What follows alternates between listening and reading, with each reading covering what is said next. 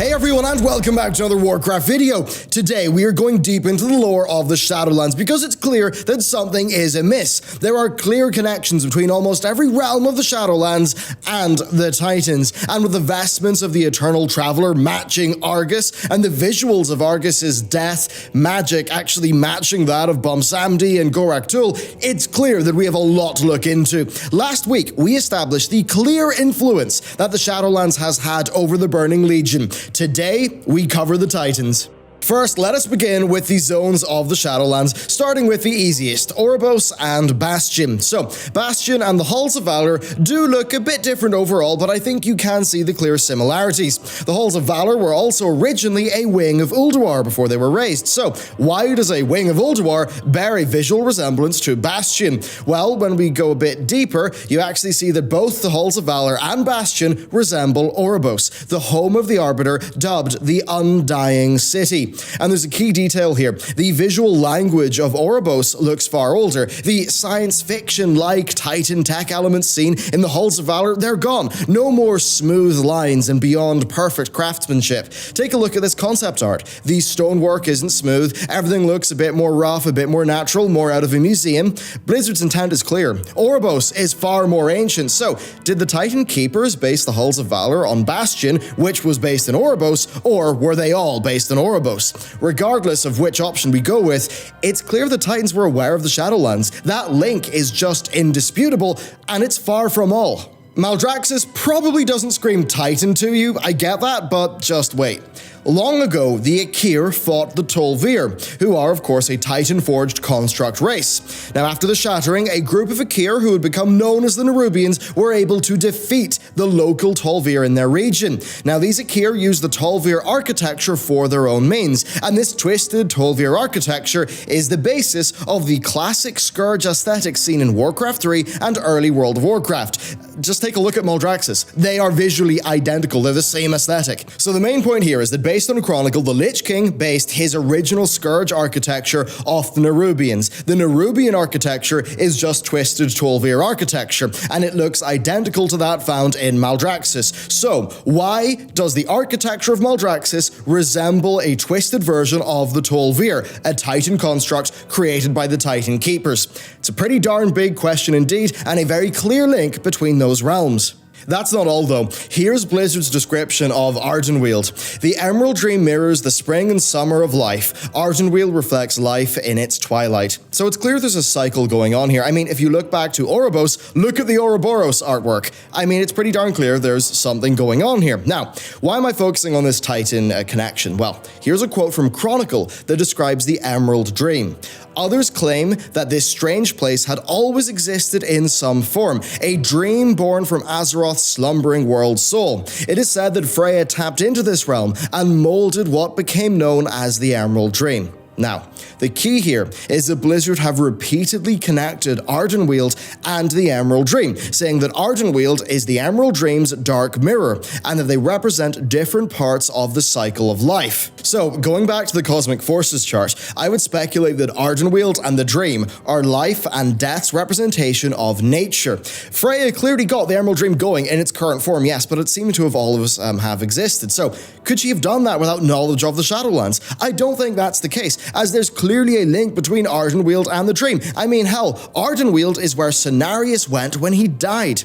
Also, note that the Emerald Dream was formed shortly after Ulduar was constructed, and of course, a part of Ulduar was based on Bastion and Oribos. So, the Emerald Dream and Ulduar clearly have parallels to the Shadowlands. So that means that between Ardenweald, Maldraxxus, Oribos, and Bastion, well, you have clear connections. So, that's 3 of the 5 realms covered, plus Oribos. What about Revendreth and the Maw? Well, I don't think the Titans either knew about the Maw or that they actually may have covered it up. Now, the Titan death magic of Argus has a distinct black and blue effect. This effect is essentially the same as that used by Gorak Tul and Bumsamdi in BFA. Now, both have their own realms in the Shadowlands. We went to Gorak Tul's in BFA, and Bumsamdi's is an upcoming dungeon. Now, this magic effect is clearly different to the one used by Sylvanas and the Jailer, and this suggests that Argus was more connected connected to the regular Shadowlands, the regular language of death, not the strange Maw void that is consuming it from within. So there's either no Maw connection that we can tell, or there's a Titan cover-up. But what about Revendreth? Honestly, nothing. I don't think there's anything there, though I do suspect we're going to get big reveals about Revendreth's Venthyr and the Nathrezim, for there are very, very clear similarities.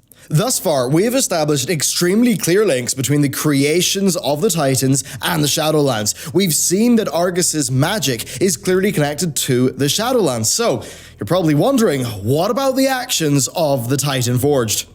Of all keepers, Odin is the most interested in the Shadowlands, and this echoes actual Odin. Yes, he's the Allfather, he's associated with war and such, but we need to go back to before the Viking Age. We need to go back to our earliest sources on that pantheon, all the way back to 98 AD to a Roman historian called Publius Cornelius Tacitus and his book Germania. So in this book, he describes the gods of the Suebi, noting that they worship Mercury, Hercules, and Mars. Now, in this context, the Romans pretty much would fit other gods into their own pantheon. Now, it's accepted that in this case, Mercury was Odin, Hercules was Thor, and Mars was Tyr. So why Mercury and not, say, Jupiter, king of the gods?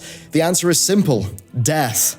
You see, while Mercury is the god of many things, he is also the one that guides souls to the underworld, and because of this, Roman scholars associated Odin to him. So yes, that means that in the earliest days, it seems that Odin was mostly related to death. So given the historical context of the character, it's therefore no surprise that Odin, spelt with a Y, is far more interested in death than any other Titan keeper. I mean, his wing of Ulduar, the Halls of Valor, looks like a realm of the Shadowlands. He then decided to uplift the strongest warriors to serve him and defend Azeroth. Now, this idea of ascending to a greater state, that's clearly inspired by the Kyrians of Bastion. Here's what Blizzard say about them: where those who surpass their trials earn the honor of ascension to a higher calling beside the Archon, first among the winged Kyrians. Yeah, very original of you, Odin. So, Odin knew that he wanted to create his Valjar, but he also knew that he needed a way to actually get the Vrykul spirits and to peer into the Shadowlands. So, the Legend of Odin describes the deal that he made with a Shadowland spirit. In this, Odin sacrifices his eye to the spirit in return for the ability to peer into the Shadowlands. It is now being confirmed that that spirit was acting on behalf of the jailer. Now, for what it's worth, Helya actually warned him of dealing with the Shadowlands, but Odin ignored her. Now, Odin then needed someone to help him ferry the spirits, so he made Helya the first Valkyr, massively against her will. Now, given his sight into the Shadowlands, I think it's quite clear that the whole Valkyr plan, was modeled off the Kyrians. I mean, even before he did the trade with the Eye, he was actually studying the energies of the Shadowlands. Now, Helya later worked with Loken to betray Odin, freeing herself from his will. Now, some of the Valkyr stayed with her, some stayed with Odin, while others wandered the world ferrying souls. Now, according to Chronicle, these are the spirit healers that we see in-game, though we now know that the spirit healers are actually Ascended Kyrians. So, for now, I think we've just got to assume that the Valkyr and Ascended Kyrians were just working together on the same function. So, Odin has modeled a lot of what he does after the Shadowlands, and of course, he is the most death-associated Titan keeper. Blizzard have already teased that his eye is going to come into play in the story of the Shadowlands, but not in a way that we'll expect. Now, there's also, I think, a chance that his pride has got him caught up with the jailer, something that he either won't see coming, or as we alluded to earlier, that he will have seen coming but won't have told us, maybe in some sort of Titan cover-up with the Maw. There's another side to this though.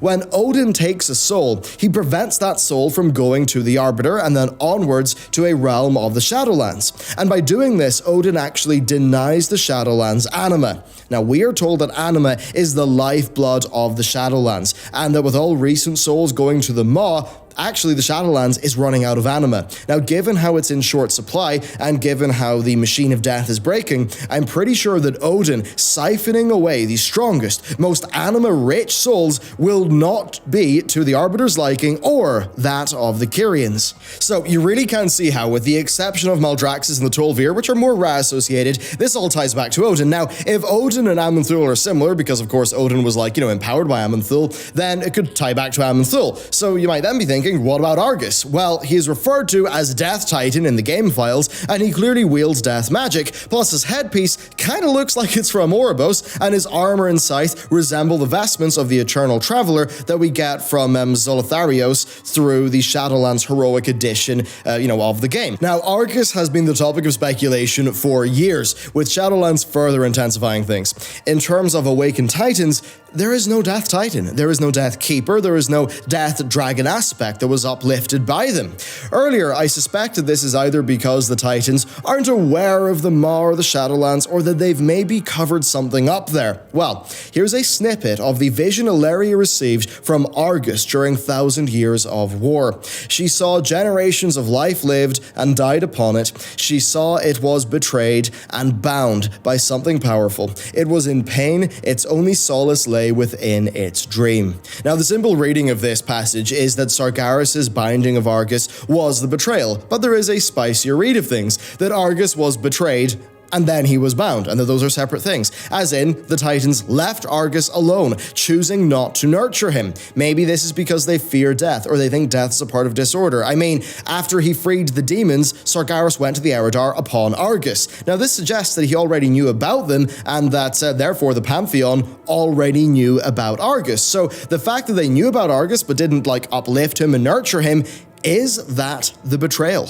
And given all of these Titan connections to the Shadowlands that they've never told us anything about, you've got to wonder, is it because they fear death? Are they covering something up? Steve Danusa recently said that Realm Chronicle is canon, it's just in a Titan account of history. And that means we've got to wonder, how much did they leave out? And how much of what they left out is connected to death? I mean, if the destruction of Argus broke the machine of death, then they certainly will have a lot to answer for. Overall, I think it's too early to draw conclusions here, but what we have been able to do today is to clearly lay out the connections. They are indisputable. They are so darn clear. What do they mean? Well, who knows? Why does the seat of the Pantheon look like a high-tech Ouroboros? Why does, Argus look like he's kind of from Ouroboros? Why does Argus use death magic that, again, looks like Gorak Tul and Bum Samdis? There's a lot to answer for, and I'm pretty sure Shadowlands is going to go pretty darn deep into it, and I'm pretty sure in a way that'll maybe get Blizzard a future expansion out of the story as well. Anyway, that's it for this video. Thank you very much for watching, and with that, I'll see you next time.